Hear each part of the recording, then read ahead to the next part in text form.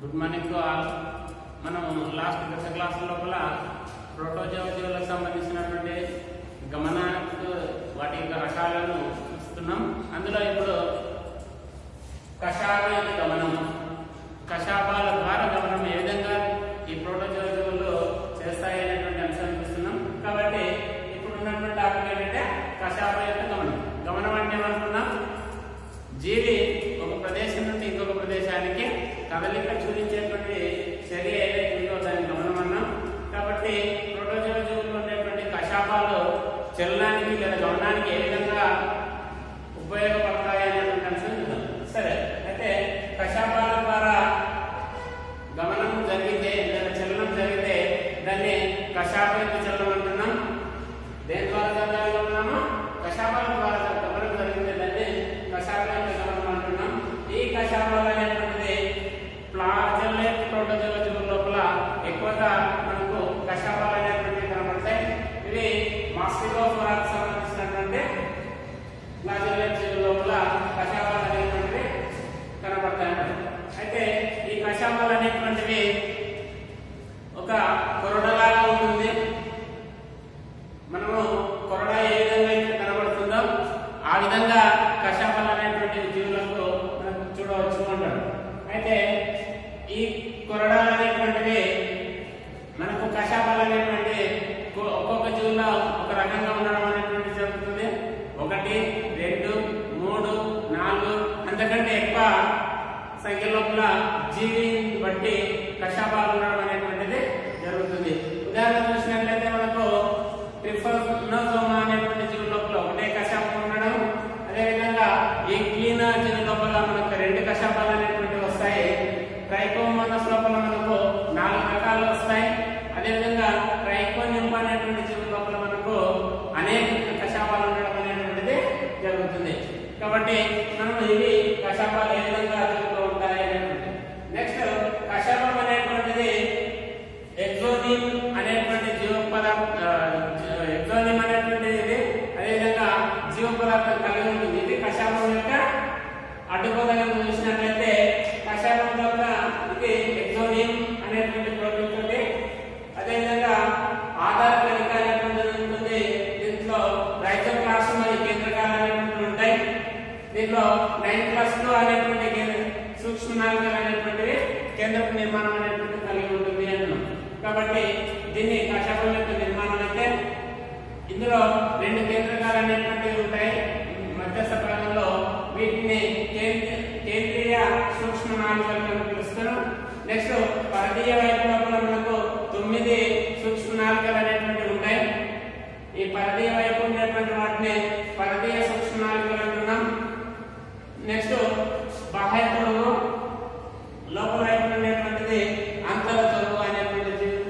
Next, ఈ పరదీయ సూక్ష్మనాళికల లోపల చివరి భాగాలు రెండు భుజాలు అనేటువంటివి కనబడుతున్నాయి. కాబట్టి వీటిని పార్శ్వనాళికల యొక్క భుజాలు అంటున్నాం.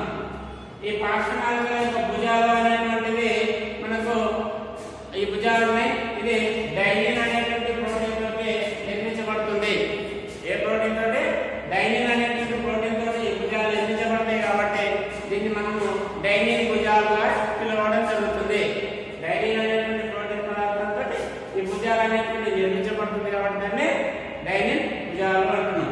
అదేవిధంగా లోపల భాగం అంతా కూడా మాత్రిక అనేటువంటిది ఉంటుంది. లోపల భాగం అంతా కూడా మాత్రిక అనేటువంటిది ఉంటుంది. నెక్స్ట్, ఈ కషాపాలు అనేటువంటివి మనకు ట్యూబులిన్ అనేటువంటి ప్రోటీన్ తో నిర్మితమై ఉంటుంది. ట్యూబులిన్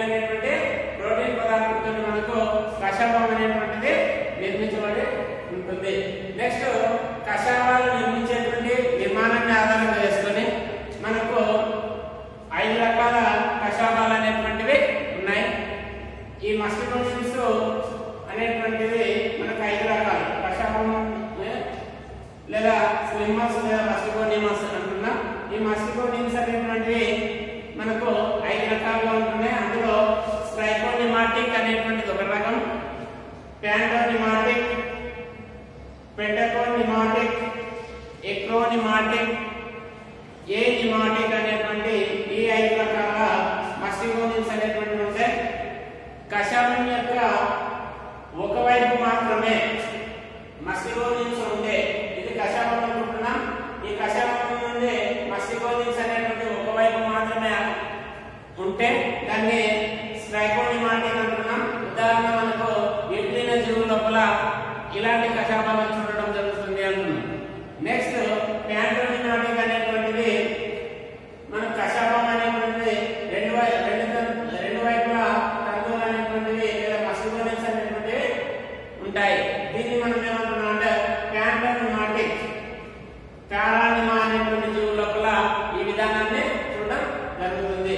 నెక్స్ట్ పెంటాకోనిమాటిక్ ఇది అంటే అంత్యవైపు నుండి చివరి వైపుకి వెళ్ళేటప్పుడు రెండు వైపులా తంతువులు మస్టిగోనిన్స్ ఉండడం, కొంత దూరం అయితే నగ్నంగా ఉండడం అనేటువంటిది జరుగుతుంది.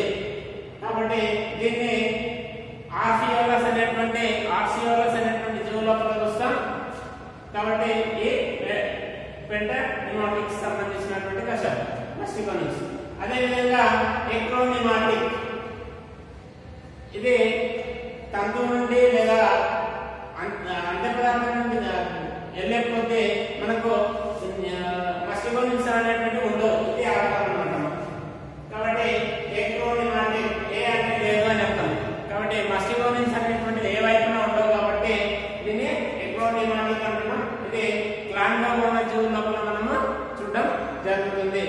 నెక్స్ట్ ఏనిమాటిక్ ఇది కూడా నగ్నంగా అంతం కావడం అనేటువంటిది జరుగుతుంది. కాబట్టి ఏనిమాటిక్ ఏ అంటే కూడా లేదని. కాబట్టి ఇవి కైలోమోనస్ అనేటువంటి జీవుల లోపల మరి క్రిప్టోమోనస్ అనేటువంటి జీవుల లోపల ఇలాంటి కషాయాలు అనేటువంటివి కనబడతాయి. నెక్స్ట్ కషాయం యొక్క రకాలు, కషాయాల గమనం ద్వారా జరిగేటువంటి రకాలు. ముఖ్యంగా మనకు కషాయాలు ఉండడం వల్ల జీవులు మనకు మూడు రకాల తరంగాలను లేదా గమనాలను చలనాలను చూపించడం అనేటువంటిది జరుగుతుంది. కషాయ తరంగ గమనం అని, అదేవిధంగా కషాయ పార్శ్వతోపుడు గమనం అని, అదేవిధంగా సరళ శంఖాకార సుడి చలనాలు అనేటువంటి మూడు రకాల గమనాలను నిర్వహించడం జరుగుతుంది కషాయాలు. కాబట్టి కషాయ తరంగ గమనం అనేటువంటిది ఇది కషాయం అనుకుంటున్నాం.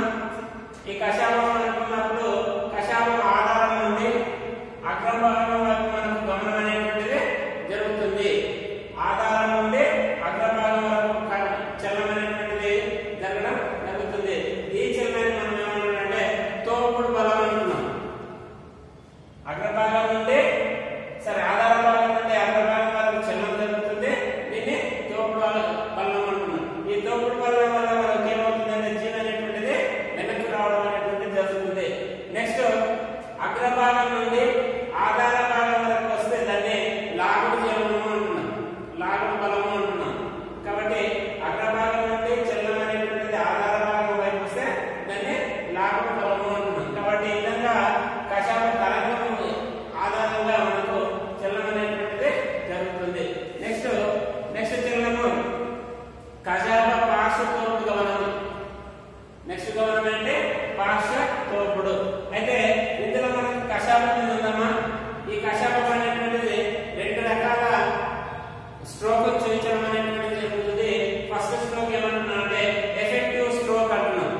ఇది కషాయం అయితే ఈ కషాయం ఏం చేస్తుందంటే ఒకే వైపు వంగడం జరుగుతుంది, ఒకే వైపు దాని యొక్క బలాన్ని ఇవ్వడం జరుగుతుంది. కాబట్టి ఈ విధంగా ఉన్నటువంటి కషాయం ఈ విధంగా ఒకేసారి ఎఫెక్టివ్ గా స్ట్రోక్ ఇవ్వడం అనేటువంటిది జరుగుతుంది. Next stroke recovery stroke. ఏ విధంగా అయితే వంగి ఉన్నదో అదే తిరిగి ఎలా స్థితికి రావాలంటే మనం ఏమంటున్నాం అంటే రికవరీ స్ట్రోక్ అంటున్నాం. కషాయం అనేటువంటిది ఒకవైపు వంగి బలంగా త్వరించడం వల్ల అనేది ఎఫెక్టివ్ స్ట్రోక్ అన్నాం. అదే సేమ్ ఎలా స్థితికి రావడం, ఏ విధంగా అయితే ఎఫెక్టివ్ స్ట్రోక్ జరిగిందో అది యథాస్థితికి రావడం, కషాయం అనేటువంటిది మృదువుగా మారి యథాస్థితికి వస్తే దాన్ని రికవరీ స్ట్రోక్ అంటున్నాం. ఈ విధంగా కూడా జరుగుతున్నటువంటిది జీవుల లోపల జరుగుతుంది. నెక్స్ట్ సరళ శంఖాకార సుడి చలనం అనేటువంటిది ఒక స్క్రూ లాగా ఉంటుంది. దాని యొక్క గమనం అనేటువంటిది ఆ కషాయం యొక్క స్క్రూ, ఒక స్క్రూ ఏ విధంగా తిప్పుతూ ఉంటామో ఆ విధంగా అంటే